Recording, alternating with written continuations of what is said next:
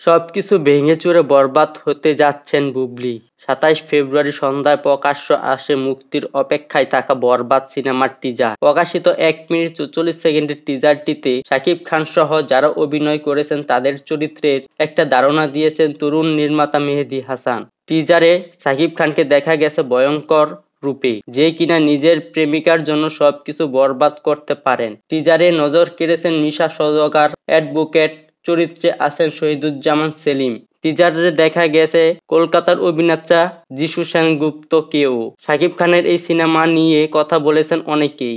সামাজিক যোগাযোগ মাধ্যমে টিজারটি শেয়ার করে অনেকেই শাকিব খানের প্রশংসা করেছেন। অন্যদের মতো সিনেমার টিজার দেখেছেন নায়িকা শবনম বুবলীও। অন্যদের মতো তার মন কেড়েছে এটি।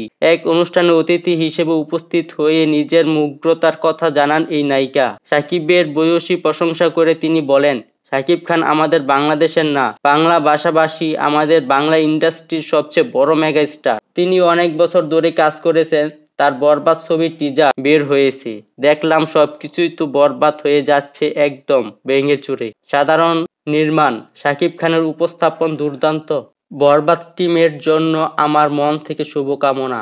আমার পক্ষ থেকে শাকিব খানের জন্য অনেক অনেক শুভকামনা। বরবাদ এই টিজারে শাকিব খানকে পাওয়া গেছে বেশ কয়েকটি ভিন্ন ভিন্ন লুকে। টিজার দেখে মনে হচ্ছে প্রেম আর প্রতিশোধের গল্প হতে যাচ্ছে ছবিটি। ছবিটির বেশিরভাগ শুটিং হয়েছে মুম্বাইতে।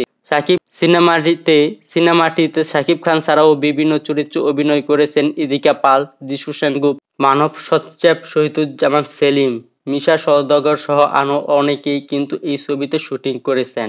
এছাড়াও সিনেমাটিতে একটি আইটেম গানে পারফর্ম করেছেন কলকাতার নায়িকা নুসরাত জাহান।